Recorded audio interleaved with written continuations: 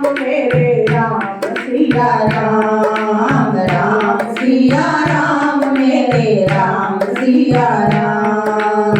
हाथ पृथ्वी का भार उतारे, हाथ पृथ्वी का भार उतारे, बड़े बड़े राक्षस भी मारे, बड़े बड़े राक्षस भी मारे। धनु विद्या में निपुण मेरे राम, राम भगवान मेरे राम भगवान, राम भगवान मेरे राम भगवान। सब मुनियों का पाया आशीर्वाद, सब मुनियों का पाया आशीर्वाद। शंकर प्रभु की रख दिल में याद, शंकर प्रभु की रख दिल में याद। रामेश्वर को बनाया मेरे राम, रामेश्वर को बनाया मेरे राम, राम भगवान मेरे राम भगवान, राम भगवान मेरे राम भगवान। विजय हुए राक्षसों को मारा, विजय हुए राक्षसों को मारा। मात सिया को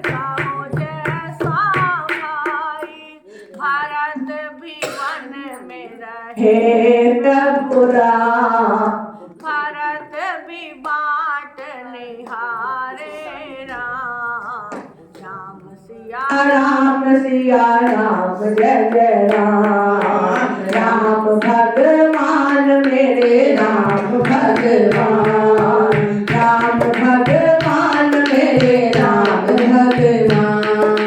14 वर्ष वन रह गए राम, 14 वर्ष रह गए मेरे राम। फिर राजा बन गए मेरे राम, फिर राजा बन गए मेरे राम, राम भगवान मेरे राम भगवान, राम भगवान मेरे राम भगवान। मर्यादा पुरुषोत्तम है राम, मर्यादा पुरुषोत्तम है राम। सबके प्राणों में बसते राम, राम भगवान मेरे राम भगवान, राम भगवान मेरे राम भगवान। सात वचन पुण्य मातु हित, भाई भरत असराओ रामा, भाई भरत असराओ। मौका दर्श तुम्हारे प्रभु, सब मम पुण्य प्रभाव। सियापति राम जय जय राम, मेरे भगवान जय जय राम। करो कल्याण जय जय राम, मंगल भवने अमंगल हारी। जय सिया राम, रघु दशरथ अजर बिहारी। जय सिया राम, देख पाए मुनि राय तुम्हारे। जय सिया राम, भय सुकृत सब सफल हमारे। जय सिया राम, अब जय राम राय सुभोरी। जय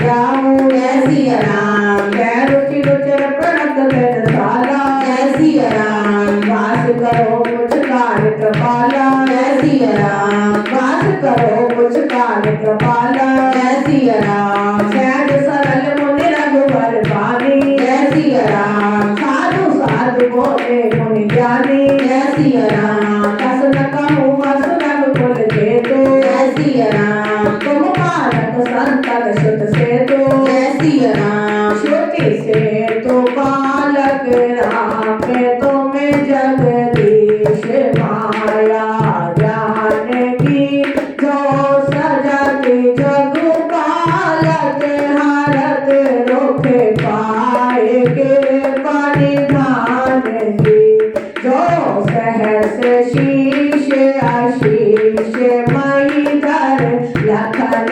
सचराचर धरी सोर काज धर नर राज तन चले गगन खल निश्चर अनेक वचन अगोचर मूर्ति पर राम स्वरूप तुम्हार रामा राम स्वरूप तुम्हार नेक नेक नित निगम है अविगत कथा अपार सियावर राम जय जय राम। रे भगवान जय जय राम। करो कल्याण जय जय राम। बोलो सियापति रामचंद्र भगवान की जय। हाँ जी आओ। गुरु महाराज जी की आशीर्वाद से प्रभु राम की कृपा से आज पाठ को रखे। छठा दिन प्रारंभ की ओर जा रहा है। सभी को लाख लाख बधाइयाँ, लाख लाख बधाई। प्रभु ऐसी अपार कृपा हम सब पर बरसाते रहे और हम उनकी भक्ति के रस में डूबे हुए प्रभु नाम का आनंद पाते रहे। जब भगवान राम विवाह के बाद अयोध्या आए तो बड़ा ही मंगल अयोध्या में छाया। लेकिन एक दिन सब बराबर नहीं रहते। सब समय बदलता रहता है। जब हम खुश होते हैं तो दुख भी आता है, दुख आता है तो सुख भी आता है, क्योंकि ये जीवन की गाड़ी है। जीवन की गाड़ी को सुख दुख ही चलाते हैं। और भगवान राम ने हमें ये दर्शाया अपने जीवन के अंदर, तभी वो मर्यादा पुरुषोत्तम कहलाए। राम के चरित्र एक एक सुनकर हमें जीवन में ज्ञान मिलता है। जिस घर में रामायण का पाठ नित्य होता है समझो कि वो अयोध्यापुरी है। भगवान राम एक एक शब्द को, एक एक नियम को बड़ी मर्यादा से बताते हैं। स्वामी तुलसीदास जी ने उनकी महिमा का बखान किया। जब भगवान राम वन को आए तो उन्हें वन में अनेक मुनि ऋषि मिले और उनके चरणों का उन्होंने रस पान किया। और जब तपस्वी ऋषि मुनि मिलते रहे तो उन्होंने उनका आशीर्वाद प्राप्त किया।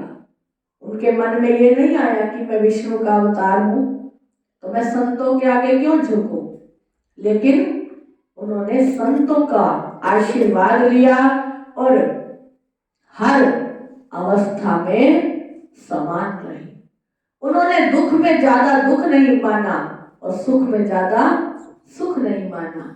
क्या माना जीवन को कि जैसे सुबह होती है तो सूरज निकलता है, प्रकाश ही प्रकाश हो जाता है, और जब रात आती है तो अंधेरा हो जाता है, फिर उसके बाद एक सुबह आती है। इसी तरह ही हमारा जीवन है कि उसमें सुख आएंगे और थोड़े समय बाद फिर दुख भी आएंगे। दुख के बाद फिर आशा होगी कि फिर सुख आएगा। इसी तरह भगवान संतों को मिलते हुए राक्षसों का संहार करते हुए पैदल जा रहे हैं और अपनी यात्रा में बड़े खुश हैं। और किसका आशीर्वाद पा रहे हैं? अपने पिता का। कि मैंने अपने पिता का आशीर्वाद पाया और उनके वचनों को मैं पूरा कर रहा हूं। हमारे महाराज जी समझाते हैं कि मात पिता और गुरु की वाणी बिना विचार करो शुभ जान। उसमें कोई विचार मत करो कि ये शुभ है या अशुभ है, मैं इस कार्य को करूं या ना करूं। माता पिता ने कह दिया या फिर गुरुजनों ने कह दिया तो वो वाणी किसकी है? वो प्रभु की वाणी है। हमारे महाराज जी फरमाते हैं कि यदि माता पिता की सेवा करना हमारा फर्ज तो है पर कर्ज नहीं है। ये भगवान राम ने भी रामायण के अंदर दर्शाया और हम सबको समझाया कि माता पिता की सेवा में जो सुख है, गुरुजनों की सेवा में जो सुख है, वो सुख त्रिलोकी में भी नहीं है। भगवान राम देखिए आए वन में तो उन्हें अनेक प्रकार के ऋषि मिले। एक बार वो अत्रि ऋषि के आश्रम में आए और कहते हैं, हे मुनिनाथ, आप त्रिकालदर्शी हैं, संपूर्ण विश्व आपके लिए हथेली रखे हुए बेर के समान है। ये जो विश्व के सुख है, संपदा है, ये कैसे है कि आपकी हथेली पर जैसे बेर रखा है। आपने संपूर्ण सुख सुविधाओं का त्याग करके इस वन में आकर तपस्या की और आप त्रिकालदर्शी हैं। प्रभु श्री रामचंद्र जी ने ऐसा कहकर फिर जिस प्रकार से रानी के कई ने वनवास दिया वो सब कथा विस्तार से सुनाई और कहा, हे प्रभु, पिता की आज्ञा का पालन, माता का हित और भरत जैसे स्नेही एवं धर्मात्मा भाई का राजा होना और फिर मुझे आपके दर्शन होना कि जहां सुमति तहां संपत्ति नाना और जहां कुमति तहां विघ्न निदाना। कि कई ने क्या मन में रखा, क्योंकि उसे मंथरा ने अपशब्द सुनाकर उसके मन में छेद कर दिए, लेकिन केकई का दोष नहीं था। उस समय मंथरा का भी दोष नहीं था, क्योंकि सभी देवी देवताओं ने प्रार्थना की मां सरस्वती से, हे मां सरस्वती, आप जाकर केकई और मंथरा की जीभा पर बैठ जाइए। यदि भगवान राम को राज हो गया तो ये राक्षस कैसे मारे जाएंगे, इस संसार का उद्धार कैसे होगा। तो भगवान राम ने केकई मां को दोष नहीं दिया, क्योंकि होए सोई जो राम रच राखा, को करी तरक बड़ा वैशाखा। उन्होंने किसको दोष दिया? किसी को भी नहीं। उन्होंने कहा कि जो समय आ जाए उसे नतमस्तक करना चाहिए। मां के कई की सब कथा सुनाई। भरत का कितना प्रेम है कि भरत जैसे राजा हो जाए अयोध्या के और मेरे पिता की आज्ञा का पालन हो जाए। और मां के कई का सब वृतांत सुनाया। मुनिराज, आपके चरणों का दर्शन करने से आज हमारे सब पुण्य सफल हो गए। हम जैसा कोई होता तो कहता मेरे भाई छोटा, उसको राज मिल जाए। मां के कई ने मुझे वनवास दे दिया। पिता ने भी ये नहीं सोचा कि मैं क्या वचन दे रहा हूं मां के कई को। उन्होंने अपनी वृत्ति को, अपने ख्यालों को क्या बनाया? सुयोग। कि जो अच्छा सोचेंगे तो अच्छा ही होगा और बुरा सोचेंगे तो बुरा ही होगा। हमेशा हमारे प्यारे श्री महाराज जी हम सब जीवों को समझाते हैं कि यदि कोई हमारा बुरा भी करता है, हमारा भला नहीं करता, तो भी हम उसका बुरा ना सोचें, क्योंकि हर दिल में वो भगवान बैठा है। हर दिल में गुरु महाराज जी विराजमान है। यदि हम किसी का बुरा करते हैं तो प्रभु हमारा भी भला नहीं करेगा, क्योंकि उसके दरबार में सब लोगों का खाता है। मेरे मालिक के दरबार में सब लोगों का खाता, मेरे मालिक के दरबार में सब लोगों का खाता। जैसा जिसका कर्म है होता वैसा ही फल पाता, मेरे मालिक के दरबार में सब लोगों का खाता, मेरे मालिक के दरबार में भगवान राम ये जानते थे, क्योंकि अवतार थे, कि जो भी हम कर्म करेंगे उसका सुख दुख हमें भोगना है। अत्रि ऋषि के आश्रम में जाकर भगवान राम बड़े खुश हुए, क्योंकि उन्होंने राजा दशरथ से भी यही कहा कि इन्हें सांत्वना आ जाए, धीरज आ जाए। उसके लिए बड़े मधुर वचन भगवान राम ने कहे कि पिताजी, आपने तो मुझ पर बड़ा उपकार किया है वन में भेजकर, क्योंकि वहां मुझे ज्ञानी ध्यानी त्रिकालदर्शी मुनियों के दर्शन होंगे, ऋषियों के दर्शन होंगे, जिससे ये मेरा जीवन उज्जवल हो जाएगा। और अब जब अत्रि ऋषि के आश्रम में भगवान राम आए तो बड़े ही प्रसन्न हो रहे हैं कि हे प्रभु, आपके अंदर ही मैंने विराट स्वरूप प्रभु का पाया है। माँ के कई ने मुझे वनवास दिया, पिता की आज्ञा का पालन हो गया और भाई भरत जैसे राजा हो गए, तो मुझे और क्या चाहिए। और आपके चरणों के सफल दर्शन हो गए, हमें सारे पुण्य का फल मिल गया। भगवान राम ने ये नहीं कहा कि मेरा कोई पाप आगे आ गया। हम जैसे कहते हैं ना कि पता नहीं किस जन्म का पाप था, इतना दुख मिला। लेकिन भगवान राम ने क्या कहा कि मेरा कोई पुण्य कर्म जाग गया, कोई पुण्य कर्म मेरा जागा, तब संत शरण में लगा। कि भगवान राम कहते हैं कि कोई पुण्यों का फल मिल गया मुझे। अब यहाँ आपकी आज्ञा हो, जहां कोई भी मुनि उद्देश्य को प्राप्त ना हो, क्योंकि जिनसे मुनि और तपस्वी दुख पाते हैं वे राजा बिना अग्नि के ही अपने दुष्ट कर्मों से जलकर भस्म हो जाते हैं। कि हे प्रभु, हे मुनि देव, हम यहाँ आए हैं, आपको कोई दुख तो नहीं, आपकी तपस्या में कोई विघ्न तो नहीं आया। देखिए, भगवान पहले उनके आराम की सोचते हैं, और हम जैसा क्या करता है, अपने आराम की सोचता है कि किसी को दुख हो रहा है तो होने दो, लेकिन मुझे आराम मिलना चाहिए। लेकिन भगवान राम के यही चरित्र रामायण बनी, रामचरित्र मानस बने। वो भगवान मुनि से अर्ज कर रहे हैं, प्रार्थना कर रहे हैं कि हे प्रभु, आप कोई दुख तो नहीं पा रहे, और राजा बिना अग्नि के ही दुष्ट कर्मों से जलकर भस्म हो जाते हैं। ऐसा हृदय में समझकर हमें वह स्थान बतलाइए जहां मैं लक्ष्मण और सीता सहित जाऊं। कहां पर? देखिए, पता उन्हें सब कुछ है, क्योंकि अवतार लेकर आए विष्णु का, फिर भी संतों के आगे, ऋषियों के आगे हाथ जोड़कर नतमस्तक हो रहे हैं कि हे मुनिदेव, आप हमें बताइए, हम इस वन में आए हैं जिससे किसी मुनियों का भी तप में कोई विघ्न ना हो, और किसी वनस्पतियों को भी विघ्न ना हो। हम जहां रहें, आप ऐसी हमें कोई जगह बतलाइए, और वहां सुंदर पत्तों और घास की हम कुटी बनाकर, हे दयालु, कुछ समय निवास कर लें।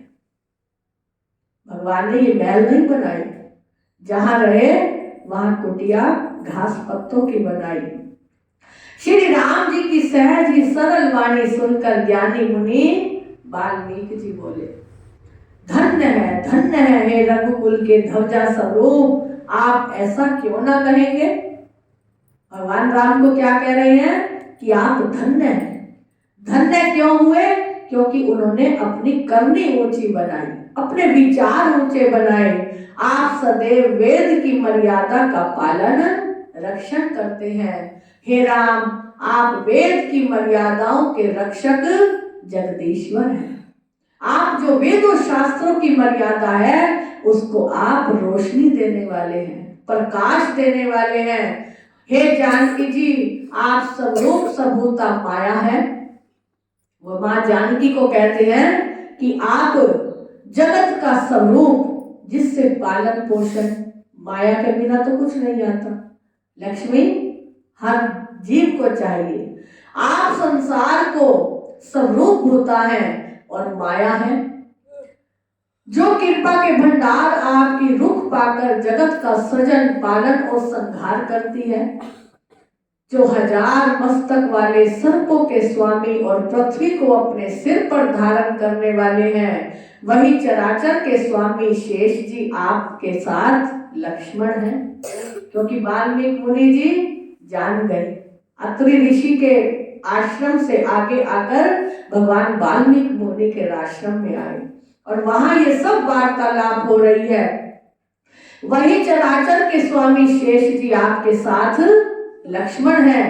देवताओं के कार्य के लिए आप राजा का शरीर धारण करके दुष्ट राक्षसों की सेना का नाश करने के लिए ही चल पड़े हैं। देखिए, भगवान ने नारद मुनि के श्राप को धारण किया, उनको कहा ना कि तथास्तु, ऐसा ही होगा, मैं ऐसा ही श्राप आपका धारण करता हूं। नारद मुनि ने तो एक पल लगाया श्राप देने के लिए, लेकिन भगवान राम ने 14 वर्ष वनवास लिया।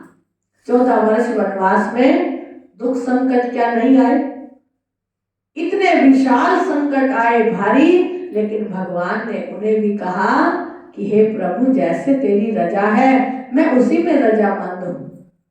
हे राम, आपका स्वरूप वाणी के अगोचर, बुद्धि से परे, अव्यक्त, अकथनीय और अपार है कि मेरी वाणी उसे कह ही नहीं सकती, अपार है। और वेद निरंतर उसका नेति नेति कहकर वर्णन करते हैं। आपका वेद भी पार नहीं पा सकते। वेद क्या कहते हैं? नेति नेति, कि इसका कोई भी बखान हम मुख से कर नहीं सकते, कलम से लिख नहीं सकते, क्योंकि आप वाणी में अगोचर हैं। हे राम, जगत के दृश्य हैं, आप उसके देखने वाले हैं। ये सारा जगत जो है आपका दृश्य है। आप ब्रह्मा, विष्णु और शंकर को भी रचाने वाले हैं। सब आपकी लीला है। जैसा आप चाहते हैं संसार वैसा ही चलता है। जब वे भी आपके मर्म को नहीं जानते, तब और कौन जानने वाला है कि ब्रह्मा, विष्णु, महेश संसार के बड़े देवता हैं। जब वो ही आपकी लीला को नहीं समझ पाते, तो हम कहां समझ पाएंगे। आपकी देह चिदानंदमय और कर्म बंधन युक्त है, वशिष्ठ मार्ग नहीं है। उत्पत्ति, नाश, वृद्धि, क्षय आदि सब विकारों से रहित है। आप सबसे निर्लेप हैं। इस रहस्य को अधिकारी पुरुष ही जानते हैं। जिसके अंदर ज्ञान होगा, समता होगी, सद्बुद्धि होगी और प्रभु के चरणों में लगन होगी, वही आपकी इस लीला को जान पाएगा।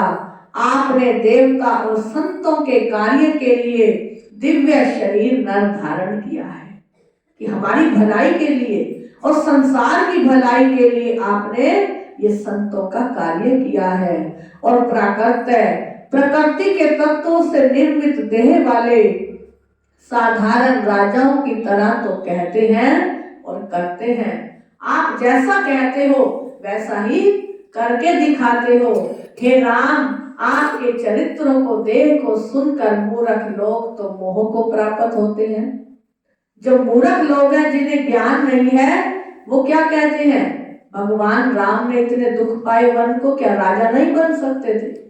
स्त्री के मोह में इधर उधर भटकते रहे, क्या वो भगवान थे? तो मां सीता को लेकर नहीं आ सकते थे।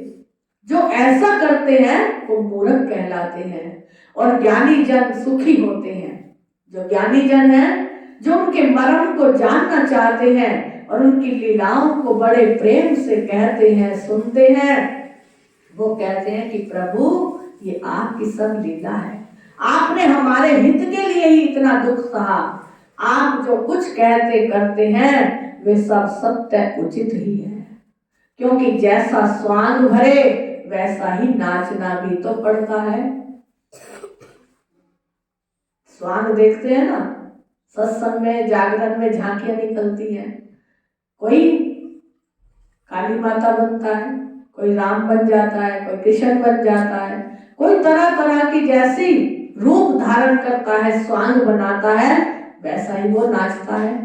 इसी तरह भगवान राम कह रहे हैं और वाल्मीकि जी भगवान राम को कह रहे हैं कि हे प्रभु, आप सत्य है, उचित है। जैसा स्वांग रचो वैसा ही नाचना पड़ता है। आपने ये स्वांग बनाया मानव शरीर का, अवतार लेकर आप मनुष्य रूप में आए हैं। मनुष्य चित्त व्यवहार करना ही आपका धर्म है। मुनि के आपसे मुझसे पूछा कि मैं कहाँ रहूं, वाल्मीकि जी से पूछा कि मैं कहाँ रहूं। सब त्रिलोकीनाथ जानते हैं कि कहाँ रहना है, लेकिन फिर भी वो मुनियों को, ऋषियों को, गुरुजनों को बढ़ाई दे रहे हैं।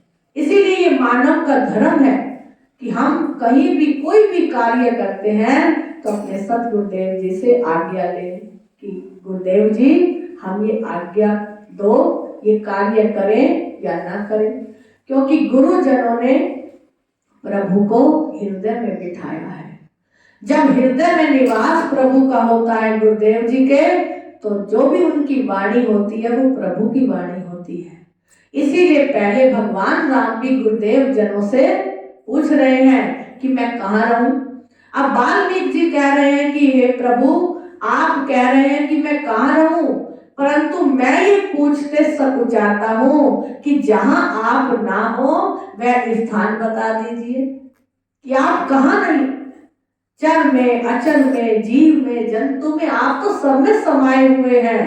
तब मैं आपके रहने के लिए कोई स्थान दिखाऊं जहां आप नहीं हैं। आप तो सर्वव्यापी हैं, सब में समाये हुए हैं और हर कण कण में आपका वास है। ये भगवान की नम्रता है, नीवापन है। क्योंकि संत जन बड़े सुंदर शब्दों में कहते हैं कि नीवा होके चल बंदया ते नीवे विच है रब मिलदा। जे तू नीवा हो जावे ते रब तेरा है, तू रब दा। और भगवान राम ने हमें ये दर्शा दिया कि नम्रता में रहेंगे, झुक के रहेंगे तो सब कुछ पा जाएंगे। पेड़ पर फल आते हैं वो झुक जाता है, नदियों का प्रवाह ज्यादा होता है तो जो पेड़ किनारे खड़े होते हैं वो भी झुक जाते हैं। और नदियों का प्रवाह सीधा कहाँ जाता है? समुद्र में। वो झुकी हुई नदियां होती है, अगर वो ऊंची हो जाए कि हमें तो पानी का प्रवाह मिल गया, हम समुद्री बन गई, तो कभी भी समुद्र तक नहीं पहुंचती।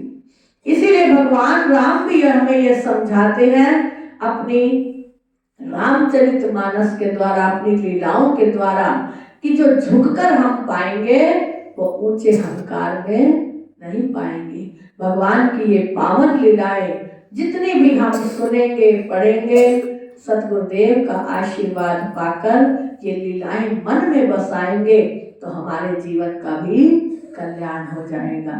बोलो श्री गुरु महाराज की जय। बोलो परम पूजनीय श्री संत उग्रामानंद महाराज की जय। सतचित आनंद को मेरी है प्रणाम, जिस जाने से अग मिटे प्रगट आत्म राम। चरण बंधु गुरुदेव के दोए जोड़ करूं प्रणाम। ज्योत जगेती मर मिटे हृदय करो विश्राम। जड़ चेतन का ज्ञान होए बुद्धि प्रकाश। जीव जगत और ब्रह्म का हृदय होवे भास। जीव जगत और ब्रह्म का हृदय होवे भास। बोलो जयकारा, बोलो मेरे श्री गुरु महाराज की जय। बोलो साचे दरबार की